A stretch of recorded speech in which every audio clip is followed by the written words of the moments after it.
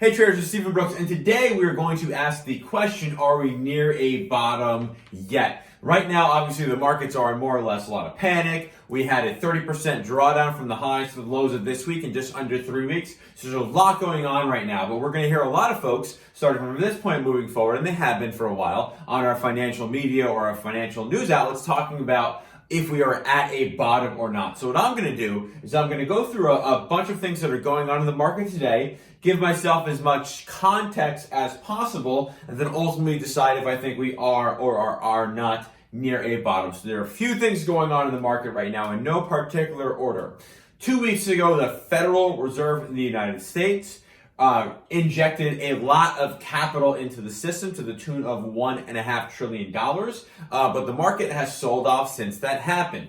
That means that the market needs more in order to get the confidence that prices can stabilize, at least from the Fed. This Wednesday of this week, there is our 8 times a year FOMC meeting with an announcement. It is very likely that the Federal Reserve will also substantially reduce interest rates more. Right now, they're about 1%. The market is currently projecting a better than 80% chance that the Fed is going to cut interest rates by between 75 and 100 basis points this week. That would effectively bring the overnight interest rate from the Fed to 0, which would be a positive for the market. So I'll kind of give that the positive. Of course, that doesn't prevent people from not going to the movies or not eating, but in terms of having interest rate very, very low and allowing large companies to be able to borrow money for free in a time like this, that's a very, very good thing. However, as much as that would be a good thing, it looks like the market is asking for more. It looks like the market is not only asking for the Fed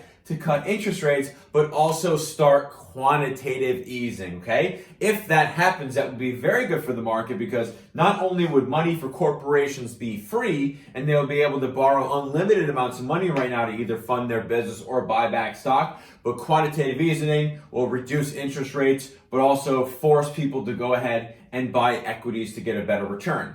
However, now this is a positive thing. There's no question about it. Lower interest rates and more money in the system is a positive thing. But one of the things you want to take advantage of and be looking out for with the Fed's announcement this week is it what the market wants, right? If they only cut interest rates and don't really do anything on the QE side, as good as lowering interest rates are, that's not what the market was hoping for, and they would quickly turn positives into negatives. So with the Fed, it could be positive or it could be negative. If they deliver what the market is expecting, that will most likely be positive, at least in the short term. And if they don't like and they don't do exactly what the market is expecting, that would definitely be more of a short-term sell-off. That would probably be a, hey, we're going back down type of thing. On top of that, we haven't really got any significant fiscal measures for what the United States government is going to do. There have been a lot of things floated along.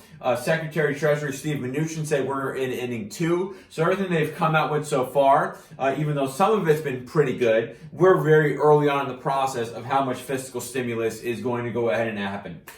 The more fiscal information we get, again, very much like the Fed. If the market likes it and is what the market is expecting, then it's going to be a positive. But the slower we get news in terms of what fiscal stimulus measures might be done, and if it under-delivers what the market's going to be, again, very much a negative. And similar to the way that a negative news from the Fed would create more long-term selling, well, so would a lack of fiscal stimulus. On top of that, folks, excuse me, where we are at this point, the sentiment in the market is probably the worst it's ever been. Ever in the history of the entire stock market. The reason I say that is because we have gotten to this point where we are in stock prices in record time. Other times that have been very, very bad for stocks in the history of the stock market have been the Great Depression, the beginning of World War II, 9/11, the financial crisis, the dot-com bust, the 1987 crash, a ton of other crashes I'm not explaining right now. All of those have been horrible times for the stock market, and they've been very, very scary. It has taken right now the major indexes 13 days to enter a bear market. That means from high to low, down 20%. It has taken 13 days to enter into a bear market right now. On average, over the course of the entire stock market's history, it has taken on average 7 months to get to the point where we are today, a bear market. Of course, that is happening very, very quickly. That's not supposed to happen, but it has happened, okay? That is pretty wild of a move. If we compare that to what happened during the Great Depression, it was 3 times faster than it took for the Great Depression to enter into a bear market. It was 5 times faster than it took in 1987 to enter into a bear market. So everything we're seeing right now, folks, while it's not supposed to happen, it is supposed to happen. Sentiment-wise, what it would require to be positive in terms of sentiment are vaccines are working. We have less cases in the United States. We have a good idea that it's going to go away when the weather is warm.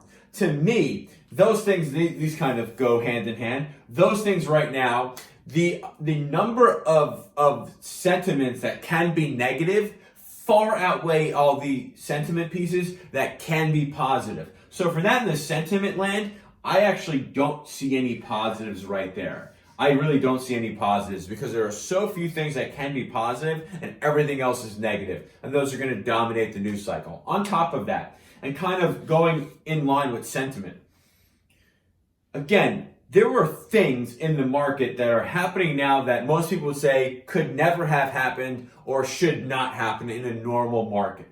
There are a lot of things going on. Again, it's taken us 13 days to get into a bear market, and on average, it has taken 7 months to get into a bear market. So of course, there are things going on today that have never happened before, even during the worst times in the market.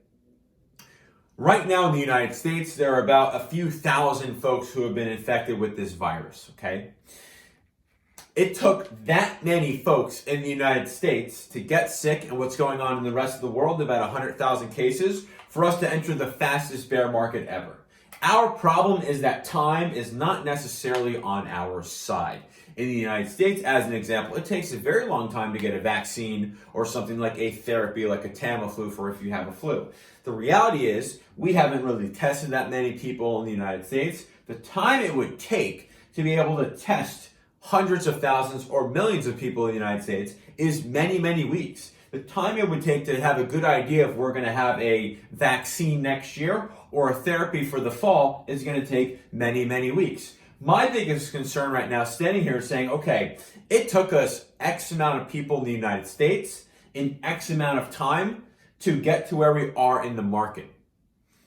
It's going to take much longer than that to go ahead and create the positive sentiment it may be required, of course it could be wrong, but that may be required to reverse course in the markets.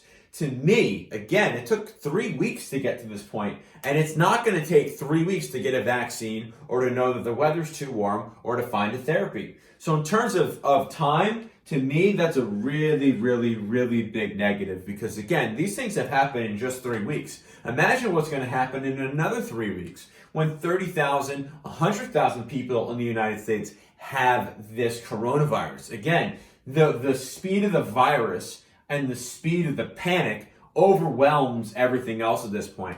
We could have many positives, but again, the speed of all these negatives happens so quickly, in my opinion, is going to continue to dominate the cycle because the speed that it takes to get to the negatives far supersedes the speed that it's going to take for us to get to those positives. So the question, are we near a bottom? Well, look, it has never taken so fast to enter into a bear market. Okay? It's never taken so fast to go from overbought to oversold conditions. It's never taken this fast to have so much money and value being lost. Okay? It's never taken so fast. There are things that are going on in the market that really haven't happened before. So when I try to answer the question, are we near a bottom? I mean, to me, my answer is no. We're probably not even that close to a bottom. And the reason I say that is because, again, it took 3 weeks to get to this point.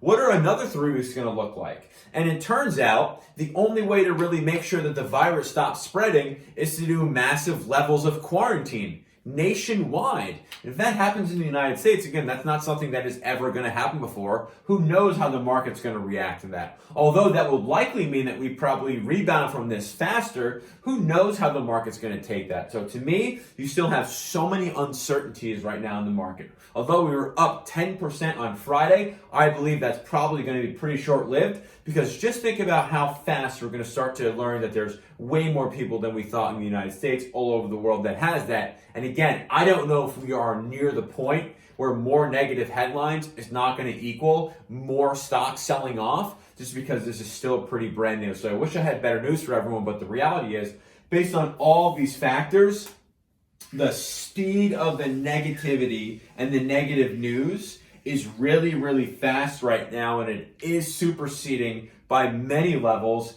the speed of any positivity that we may get, which again, we're going to get bad news almost every single day now. We may get good news in a few days to a few weeks. To me, that means that the negativity is here to stay, and we are probably not near a bottom at this point.